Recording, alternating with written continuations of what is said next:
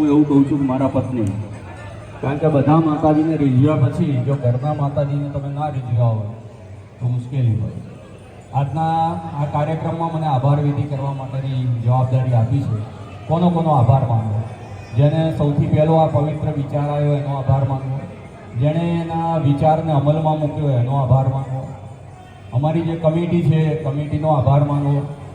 આપણા માત્ર એક ઔપચારિક આમંત્રણથી ટપુએ હા આપી અને એણે મારા મારા બોલને સાચવી અને અહીંયા હાજર રહ્યો એનો આપણે આભાર માનીએ.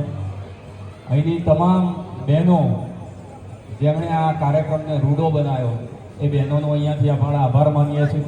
જેટલા પણ દાતાઓ એમણે આ અનુષ્ઠાનની અંદર પોતાની ફૂલ નહીં તો ફૂલની પાંખડી આપી એ દાતાશ્રીઓનો અહીંથી આપણે આભાર માનીએ છીએ.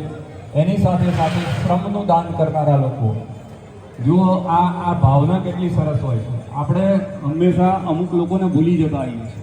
આજે અહીંયા આપણા હાઉસકીપિંગ કરનારા લોકોનું અને સિક્યુરિટી સ્ટાફનું પણ આપણે સન્માન કર્યું છે. એમ કરીને શ્રમનું દાન કરનારા લોકોને પણ આપણે સન્માન્યા છે. આપણે એમનો આભાર માનીએ.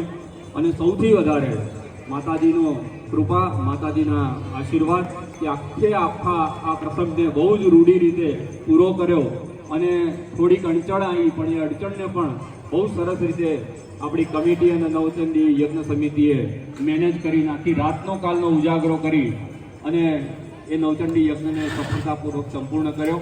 કૃષ્ણ પરિવારના તમામ લોકોનો અહીંયાથી ખૂબ ખૂબ આભાર, વંદન, પ્રણામ.